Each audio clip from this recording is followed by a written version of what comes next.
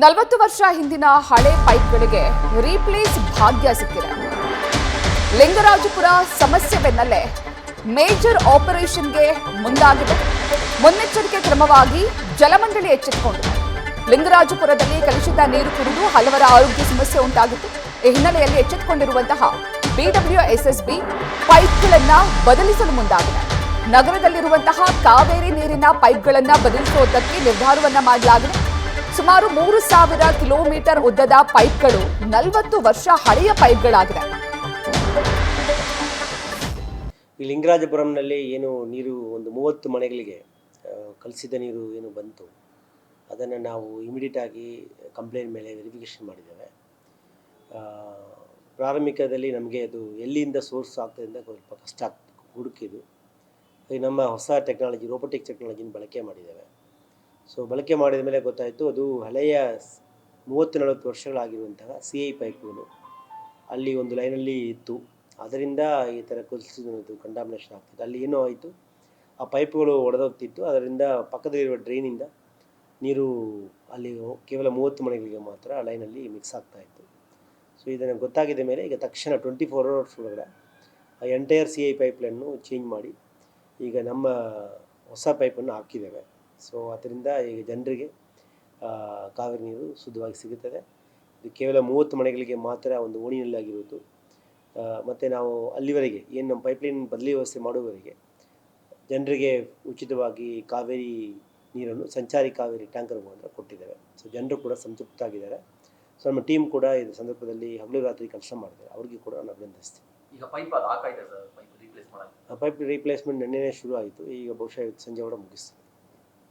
Health ಅಂದರೆ health problem ಥರ ವಾಂತಿ ಬೀಜ ಥರ ಎಲ್ಲ ಆಗ್ತಿತ್ತು? ಇಲ್ಲ, ಅದು ಏನಾಗಿತ್ತು, ನೀರು ಕುಳಿಸಿದ ನೀರು ಬಂದ ತಕ್ಷಣ ಜನ ಯೂಸ್ ಮಾಡಲ್ಲ. ಹಾಗಾಗಿ ಅದರಿಂದ ಏನು ಜನರ ಆರೋಗ್ಯಕ್ಕೆ ಯಾವುದೇ ರೀತಿಯಲ್ಲಿ ತೊಂದರೆ ಆಗಿಲ್ಲ.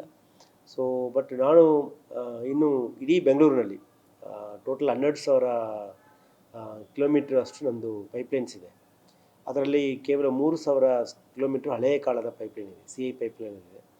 ಅದನ್ನು ಒಂದೇ ಸರಿನಲ್ಲಿ ಬದಲಾವಣೆ ಮಾಡೋದು ಆರ್ಥಿಕವಾಗಿ ತುಂಬ ಮೊರೆಯಾಗುತ್ತೆ. ಹಾಗಾಗಿ ಇಮಿಡಿಯೇಟಾಗಿ ಮಾಡೋಕ್ಕಾಗದಿದ್ರು ಕೂಡ ಹಂತವಾಗಿ ಮುಂದಿನ 3 ವರ್ಷಗಳಲ್ಲಿ ಅದನ್ನು ಪೈಪ್ಲೈನ್ಗಳನ್ನು ಚೇಂಜ್ ಮಾಡೋದಕ್ಕೆ ಈಗ ನಾನು ಮುಂದೆ ಸನ್ಮಾನ್ಯ ಉಪಮುಖ್ಯಮಂತ್ರಿಯವರ ಹತ್ರ ಮನವಿ ಮಾಡಿ ಬೋರ್ಡಲ್ಲಿ ಇಡ್ತೀನಿ.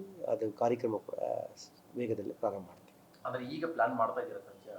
ಹೌದು, ಈಗ ಏನು 3000 ಕಿಲೋಮೀಟ್ರದ್ದು ಪೈಪ್ಲೈನ್ ಇದೆ, ಅದು ಹಳೆಯ ಕಾಲದ್ದು 30-40 ಇಯರ್ಸ್ ಮುಂಚೆ ಮಾಡಿದ CI ಪೈಪ್ಲೈನ್ಗಳು. ಅದೆಲ್ಲ ಭಾಳ ಕಡೆ ಏನಾಗುತ್ತೆ, ಅದು ಹಳೆಯ ಕಾಲದ ಪೈಪ್ ಇರೋದ್ರಿಂದ ಸ್ವಲ್ಪ ಸೋರಿಕೆ ಆಗುತ್ತೆ. ಸೋರಿಕೆ ಆದಾಗ ಎಲ್ಲಾದರೂ ಈ ಥರ ಡ್ರೈನಲ್ಲಿ ನೀರಿದ್ದರೆ ಅದೇನಾದರೂ ಬರೋದಕ್ಕೆ ಚಾನ್ಸಸ್ ಇತ್ತು. ಹಾಗಾಗಿ ಅದು ಈಗ ಸದ್ಯಕ್ಕೆ ಇಲ್ಲ, ಪ್ರಾಬ್ಲಮ್ಸ್ ಇಲ್ಲ. ಮುಂದೆ ಪ್ರಾಬ್ಲಮ್ ಆಗಬಾರ್ದು ಅಂತ ಹೇಳಿ ನಾವು ಮುಂಜಾಗ್ರತಾ ಕ್ರಮ ತಗೊಳ್ಬೇಕಂತ ಮುಂದಿನ 3 ವರ್ಷಗಳಲ್ಲಿ ಹಂತವಾಗಿ 3,000 ಕಿಲೋಮೀಟ್ರ್ ಪೈಪ್ಲೈನ್ ಕೂಡ ಬದಲಾವಣೆ ಮಾಡೋಕ್ಕೆ ಸಿದ್ಧ ಆಗ್ತಾ ಇದೆ. ಈ ರೋಬೋಟಿಕ್ ಕ್ಯಾಮ್ರಾಗಳು ಎಷ್ಟು ಇಂಪ್ಯಾಕ್ಟ್ ಆಗ್ತಾ ಇದೆ, ಎಷ್ಟು ಹೆಲ್ಪ್ಫುಲ್ ಆಗಿದೆ, ಇವಾಗ ಏನಿದೆ ಸರ್ ಕೇಸ್ ಸ್ಟಡಿ? ಈಗ ನಮ್ಮ ಮಾಹಿತಿ ಪ್ರಕಾರ ಇಲ್ಲಿವರೆಗೆ ರೋಬೋಟಿಕ್ಸ್ ಟೆಕ್ನಾಲಜಿ ಬಳಕೆ ಮಾಡೋದು ಬಹಳ ಅನುಕೂಲ ಆಗಿದೆ. ಒಂದು ಕಡೆ ಏನಾಗಿದೆ, ನಾವು ಟೋಟಲ್ ಹಲವಾರು ಕಡೆ ರೋಡ್ ಕಟಿಂಗ್ ಮಾಡೋದನ್ನು ತಪ್ಪಿಸ್ಕೊಂಡಿದ್ದೇವೆ. ಸೊ ಏನಾಗುತ್ತೆ, ರೋಬೋಟಿಕ್ಸ್ ಬಿಟ್ಟರೆ ಮಿನಿಮಮ್ 500 ಮೀಟ್ರ್ ದೂರಕ್ಕೆ ಅದು ಕ್ಯಾಮ್ರಾ ಪೈಪ್ಲೈನ್ ಒಳಗಡೆ ಹೋಗುತ್ತೆ. ಇಲ್ಲಾಂದರೆ ನಾವು ಈ ಥರ ಏನಾದರೂ ಲೀಕೇಜಸ್ ಬಂದರೆ ಅಥವಾ ಏನಾದರೂ ಕಂಟಾಮಿನೇಷನ್ ಆಗಿದ್ದರೆ ಹಲವಾರು ಕಡೆ ಕಟ್ ಮಾಡಿ ನೋಡಬೇಕಾಗ್ತಿತ್ತು. ಈಗ ಆ ಥರ ಪರಿಸ್ಥಿತಿ ಇರಲಿಲ್ಲ. ಸೊ ಇಮಿಡಿಯೇಟಾಗಿ ಒಂದು 20-30 ಕಟ್ ಮಾಡಿ ನೋಡೋದನ್ನು ಒಂದೇ ಒಂದು ಕಟ್ಟಲ್ಲಿ ನಾವು ನೋಡಿ ತೆಗಿಬೋದಾಗಿದೆ. ಇದು ಭಾಳ ಮುಖ್ಯವಾಗಿರುವಂತಹ ಅನುಕೂಲ. ಎರಡನೇದಾಗಿ ಸ್ಪೀಡು. ಈಗ ನಾವು ಮ್ಯಾನ್ಯುವಲ್ ಮೆಥಡಲ್ಲಿ ನೋಡೋದಕ್ಕೆ ಭಾಳ 2-3 ದಿನಗಳು ಆಗ್ತಾ ಇರ್ತದೆ. ಇದಾದರೆ ಇಮಿಡಿಯೇಟಾಗಿ ಮಾಡ್ಬೋದು. ಈಗ ಒಂದು ಲಿಂಗರಾಜಪುರ ಕೇಸಲ್ಲಿ ಕೂಡ ರೋಬೋಟಿಕ್ಸ್ ಬಳಕೆ ಮಾಡಿದ ತಕ್ಷಣ ನಮಗೆ ಗೊತ್ತಾಗಿತ್ತು ಈ ಥರ ವಿಷಯಗಳಾಗಿದೆ ಅಂತ. ಸೊ ಹಾಗಾಗಿ ಇದು ಸ್ಪೀಡ್ ಆಫ್ ಇದು ಕೂಡ ನಮಗೆ ಅನುಕೂಲ ಆಗುತ್ತೆ. ಮೂರನೇದು ಅಕ್ಯುರಸಿ. ಎಲ್ಲಿ ಪಿನ್ ಪಾಯಿಂಟೆಡ್ ಆಗಿ ಪ್ರಾಬ್ಲಮ್ಸ್ ಆಗಿದೆ ಅಂತ ಗುರುತು ಮಾಡ್ಬೋದು. ಹಾಗಾಗಿ ಪ್ರಾಬ್ಲಮ್ಸನ್ನು ಕೂಡ 100% ಸಾರ್ಟ್ ಔಟ್ ಮಾಡ್ಬೋದಾಗಿದೆ. ಸೊ ಈ ರೀತಿ ಪ್ರತಿಯೊಂದು ವಿಷಯದಲ್ಲಿ ಕೂಡ ನಮಗೆ ಅನುಕೂಲ ಆಗಿದೆ. ಮತ್ತು ಫಿನಾನ್ಷಿಯಲಿ ಈಗ ಭಾಳ ಕಡೆ ಏನಾಗುತ್ತೆ, ಭಾಳ ಕಡೆ ಕಟ್ ಮಾಡಿದಾಗ ಜಾಸ್ತಿ ಖರ್ಚು ಮಾಡಬೇಕಾಗುತ್ತೆ. ರೋಬೋಟಿಕ್ಸ್ ಬಳಕೆ ಮಾಡಿದಾಗ ಖರ್ಚು ಕಡಿಮೆ ಆಗುತ್ತೆ. ಹಾಗಾಗಿ ಟೆಕ್ನಾಲಜಿಯನ್ನು ಜಾಸ್ತಿ ಬಳಕೆ ಮಾಡಿದಷ್ಟು ನಮ್ಮ ಜಲಮಂಡಳಿ ದೊಡ್ಡ ಮಟ್ಟಕ್ಕೆ ಮುಂದಾಗಿದೆ. ಒನ್ ಟೈಮ್ ಸೆಟಲ್ಮೆಂಟ್ ಸ್ಕೀಮ್ ಬಗ್ಗೆ ಈಗಾಗಲೇ ಸರ್ಕಾರ ವತಿಯಿಂದ ಆದೇಶ ಬಂದಿದೆ.